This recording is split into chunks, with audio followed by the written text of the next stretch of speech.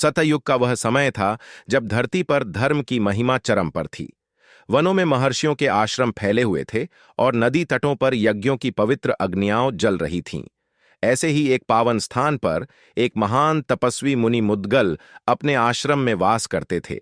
वे परम ज्ञानी, संयमी और वैराग्यशील पुरुष थे। वे शरीर से क्षीण परंतु आत्मबल से अत्यंत प्रबल थे। उनके जीवन में संयम और तपस्या के अतिरिक्त कुछ भी न था। उनकी पत्नी थी नलायनी। नलायनी एक अत्यंत सुंदर, सुसंस्कारी और परम पतिव्रता स्त्री थी। उसका मन अपने पति की सेवा और भक्ति में ही रम गया था। उसने बचपन से ही यह निश्चय किया था कि उसका जीवन केवल अपने स्वामी की सेवा और तपस्या रूपा गृहस्थी में समर्पित होगा। नलायनी का मन स्थिर था। वह किसी भी प्रकार के आकर्षण से परे थी। उसका सारा जीवन पति के साथ एक सच्चे सन्यासी की भांति व्यतीत हो रहा था। उसकी सेवा इतनी अनन्य थी कि देवताओं के लोकों में उसकी चर्चा होने लगी।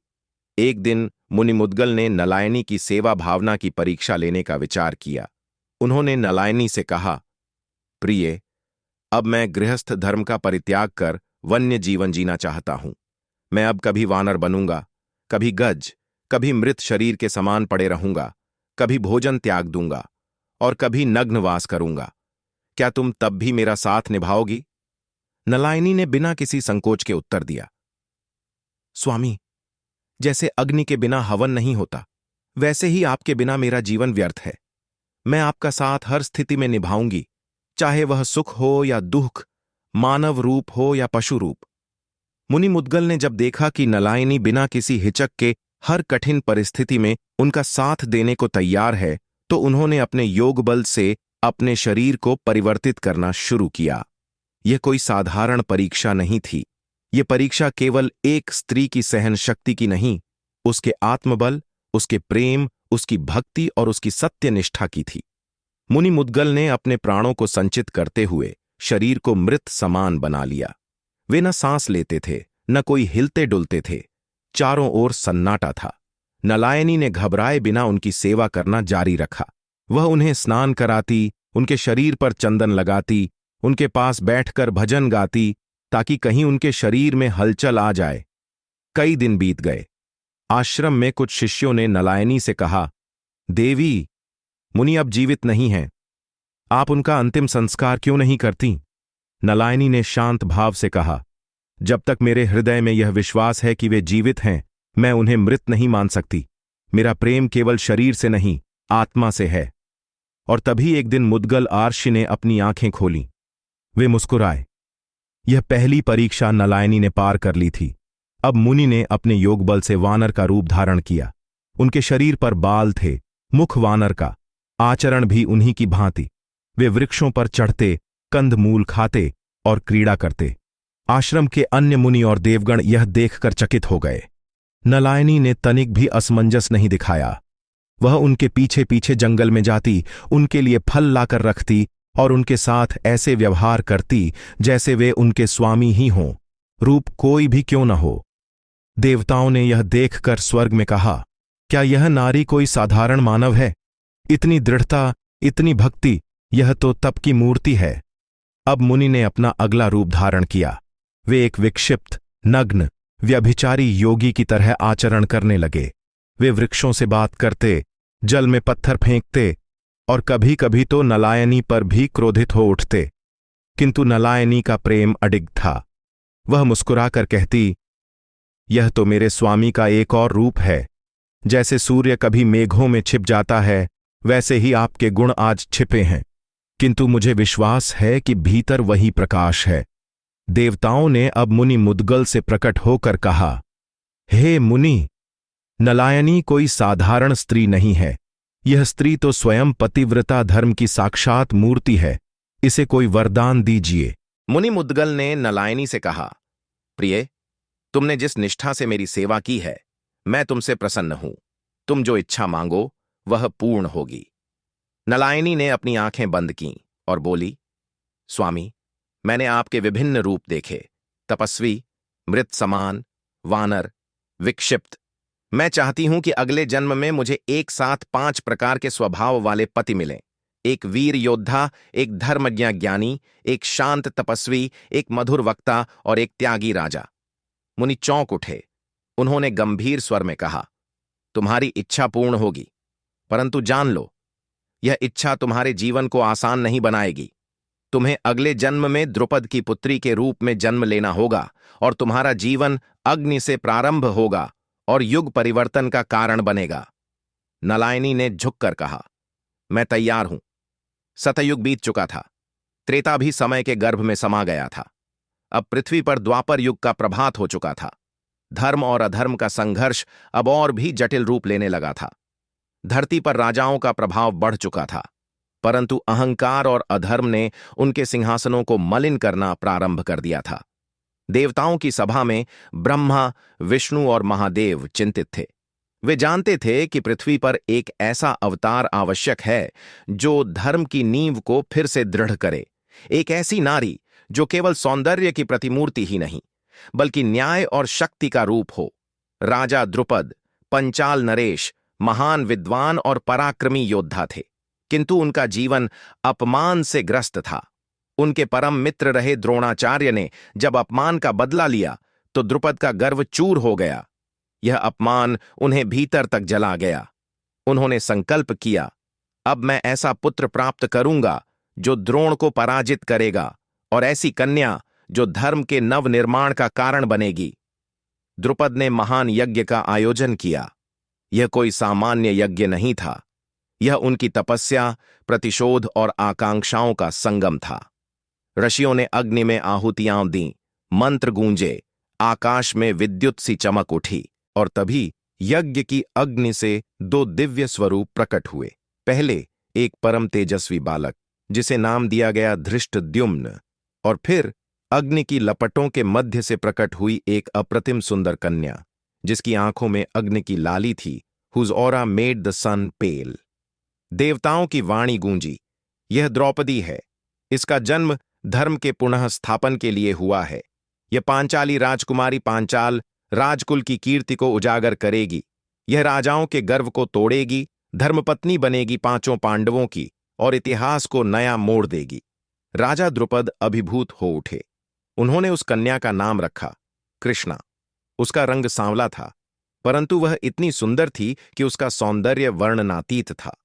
क्योंकि वह यज्ञ से प्रकट हुई थी, इसलिए उसे यज्ञसेनी भी कहा गया। पंचाल की जनता उसे द्रौपदी कहने लगी, द्रुपद की पुत्री। द्रौपदी का बचपन अन्य राजकुमारियों से भिन्न था। वह खेलों में भी धर्म और न्याय की बातें करती, साधारण लड़कियों के खेलों में नहीं रमती। उसने शास्त्रों, युद्ध नीति, राजनीति और काव्य का भी अध्ययन किया। उसका हृदय गहन था। वह प्रायः मौन रहती, किंतु उसकी दृष्टि में भविष्य की हलचलें झलकती थीं। द्रुपद को झांत था, यह कन्या साधारण नहीं, यह नलायनी का पुनर्जन्म है। इसे वह वरदान प्राप्त है, 5 पतियों का। इसलिए उन्होंने उसके लिए स्वयंवर की योजना बनाई, ऐसा स्वयंवर जिसमें वीरता, धर्म और भाग्य तीनों की परीक्षा हो। पंचाल के विशाल प्रासाद में सभा लगी थी। राजा द्रुपद अपने मंत्रियों, ऋषियों और परिवार के साथ गहन विमर्श में थे। बात द्रौपदी के स्वयंवर की थी, कोई सामान्य आयोजन नहीं। यह स्वयंवर उस स्त्री के लिए होना था जो देवताओं की योजना में महत्वपूर्ण थी, जो यज्ञ की अग्नि से उत्पन्न हुई थी, जो केवल पत्नी नहीं, एक युग परिवर्तन की वाहक थी। द्रुपद ने घोषणा की, पांचाल की पुत्री द्रौपदी का स्वयंवर एक अनोखे धनुष यज्ञ के द्वारा होगा। जो वीर उस महान धनुष को चढ़ाकर लक्ष्य भेदन करेगा, वही उसका वरण पाएगा। राजा द्रुपद ने एक दिव्य धनुष बनवाया था। वह इंद्र का धनुष था, भारी और अचंभित कर देने वाला। लक्ष्य था एक घूमते हुए यंत्र के ऊपर बंधी मछली की आंख को छेदना, लेकिन सीधा देखकर नहीं, नीचे रखे जल में उसकी छवि देखकर। यह केवल बल का नहीं, ध्यान, संयम और संतुलन का कार्य था। द्रौपदी शांत थी, पर भीतर तूफान था। वह जानती थी उसका भाग्य पहले से लिख दिया गया था, परंतु कौन होगा वह जो यह लक्ष्य साधेगा? क्या वह योद्धा होगा? क्या वह ज्ञानी? क्या वह वही होगा जिसका चेहरा नलायनी के स्वप्नों में बार बार आता था? स्वयंवर की घोषणा होते ही समस्त आर्यावर्त में संदेश फैल गया। हस्तिनापुर, मगध, चेदी, विदेह, गंधार, काम्यक, वन, शाल्व और कई अन्य राज्यों से राजकुमारों ने पंचाल की ओर कूच किया। धृतराष्ट्र के पुत्र दुर्योधन, कर्ण, शकुनी ये सब आए। मगध का जरासंध, चेदी का शिशुपाल, विदेह का राजा और भी असंख्य बलशाली क्षत्रिय उस दिन वहां उपस्थित थे। सभी का लक्ष्य एक ही था, द्रौपदी।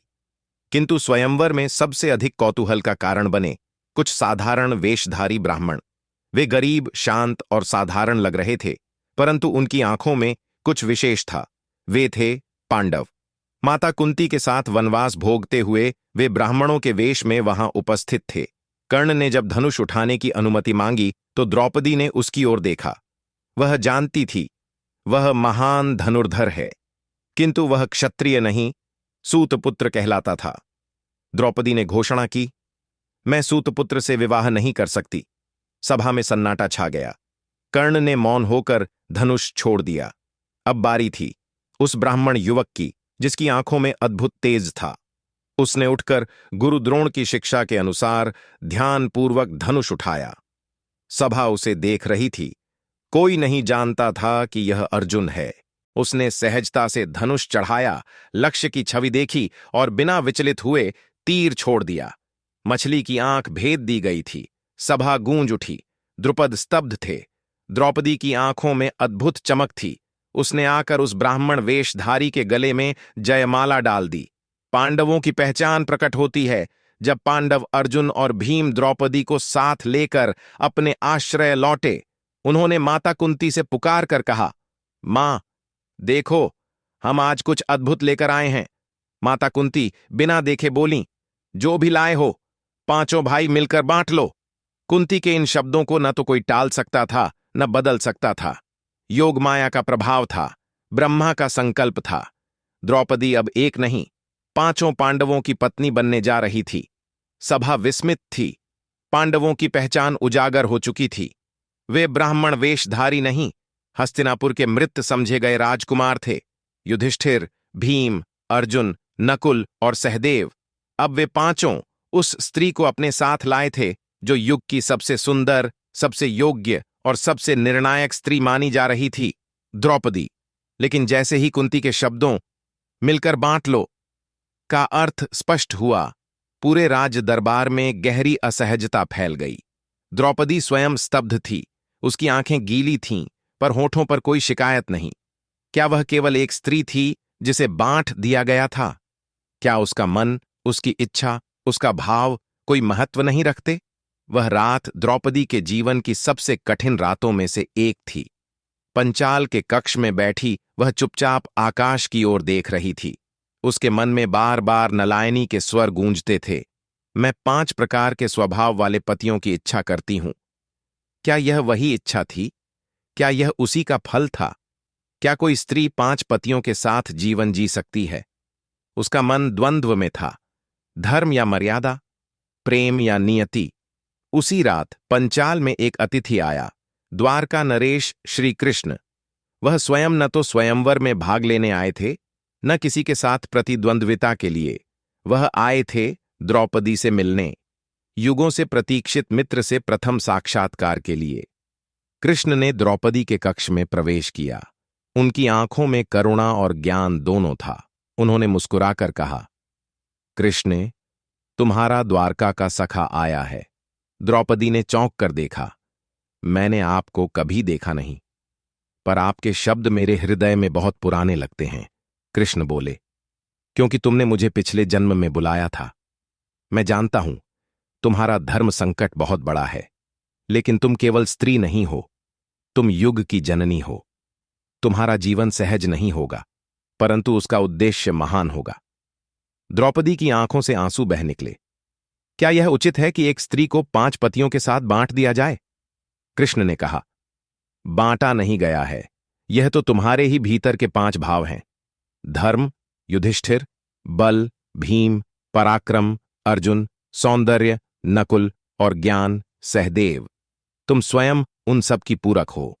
तुम्हारा जीवन संघर्षों से भरा होगा, लेकिन उसी संघर्ष से एक युग जागेगा। तुम केवल 5 पतियों की पत्नी नहीं हो, तुम धर्म की ध्वजवाहिनी हो। द्रौपदी ने कृष्ण के चरणों में प्रणाम किया। यदि आप मेरे सखा हैं तो मेरे हर संकट में मुझे स्मरण रखना। कृष्ण ने हाथ उठाया। मैं वचन देता हूं, जब जब तुम्हारी पुकार गूंजेगी मैं प्रकट होऊंगा। द्रौपदी के 5 पतियों की बात पूरे आर्यावर्त में फैल गई। कुछ लोगों ने इसे अनुचित बताया, कुछ ने असंभव। परंतु जब नारद मुनि स्वयं पंचाल पहुंचे और उन्होंने यह घोषणा की, यह कोई साधारण विवाह नहीं, यह ब्रह्मा द्वारा पूर्व निर्धारित है। यह वही नलायनी है जिसने 5 प्रकार के पतियों की इच्छा की थी। यह धर्म का कार्य है, अधर्म नहीं। तब लोग शांत हुए। धर्म, जो शब्दों में सीमित था, अब द्रौपदी के जीवन से व्याख्यायित होने जा रहा था। अब द्रौपदी को 5 पांडवों की पत्नी के रूप में स्वीकार कर लिया गया था। परंतु यह कोई सामान्य गृहस्थ जीवन नहीं था। यह था धर्म और मर्यादा के बीच संतुलन साधने का मार्ग, जो संसार में पहली बार एक स्त्री ने चलकर दिखाया। धर्मराज युधिष्ठिर, जो सदा धर्म का पालन करते थे, उन्होंने एक नियम स्थापित किया। द्रौपदी हर एक भाई के साथ 1 वर्ष तक रहेगी। उस समय अन्य 4 भाई उस कक्ष में प्रवेश नहीं करेंगे। यदि कोई प्रवेश करता है तो उसे 1 वर्ष का वनवास भोगना होगा। हर वर्ष द्रौपदी को एक नए पति के साथ समय बिताना होता था। कभी युधिष्ठिर की शांति और नीति में, कभी भीम की शक्ति और स्नेह में, कभी अर्जुन की वीरता और आत्मीयता में, कभी नकुल के सौंदर्य और कोमलता में, और कभी सहदेव की मृदुल बुद्धि और सच्चाई में। युधिष्ठिर के साथ द्रौपदी का रिश्ता गंभीर और शांत था। वे उसके साथ नीति और धर्म की चर्चा करते, राजकाज में उसकी सलाह लेते।